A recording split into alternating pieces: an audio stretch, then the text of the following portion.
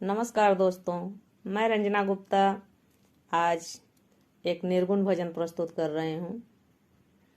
गीत पूरा सुनिएगा और कमेंट करके बताइएगा कि गीत कैसा लगा। अगर गीत थोड़ा भी अच्छा लगे तो गीत को लाइक कीजिएगा, शेयर कीजिएगा और चैनल को सब्सक्राइब कीजिएगा। आइए सुनते हैं। बोले काया में सुगनमा बड़ा लहरी, बोले काया में सुगनमा बड़ा लहरी, हे बड़ा लहरी हो भैया बड़ा लहरी, बोले काया में सुगनमा बड़ा लहरी, बोले काया में सुगनमा बड़ा लहरी। पिजड़ा 3.5 हाथ का जिसमें सुगना बोले हो, जिसमें सुगना बोले। पिजड़ा 3.5 हाथ का जिसमें सुगना बोले हो, जिसमें सुगना बोले। कभी कभी मस्ती में आके दिल का जौहर खोले, बोले साझवा बिहनवा बड़ा लहरी, बोले काया में सुगनवा बड़ा लहरी, बोले काया में सुगनवा बड़ा लहरी।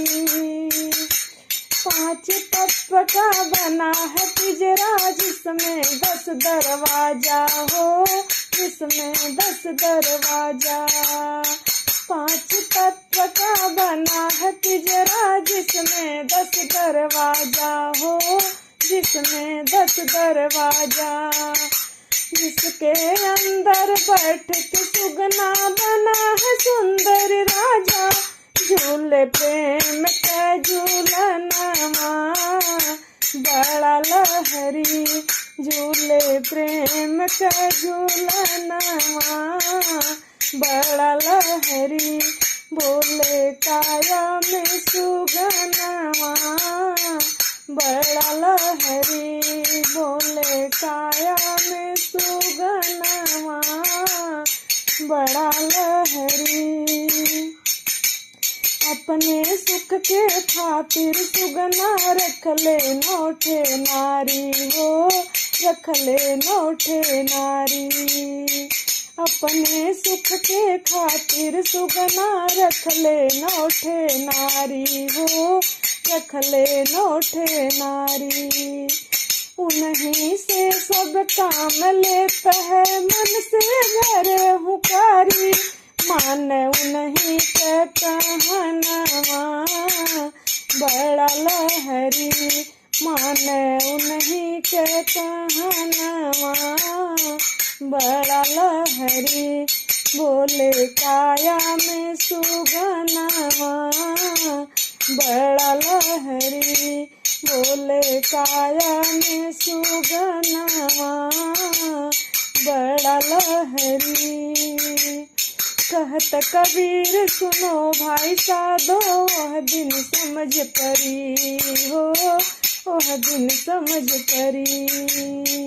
कहत कबीर सुनो भाई साधो, वह दिन समझ परी हो, वह दिन समझ परी।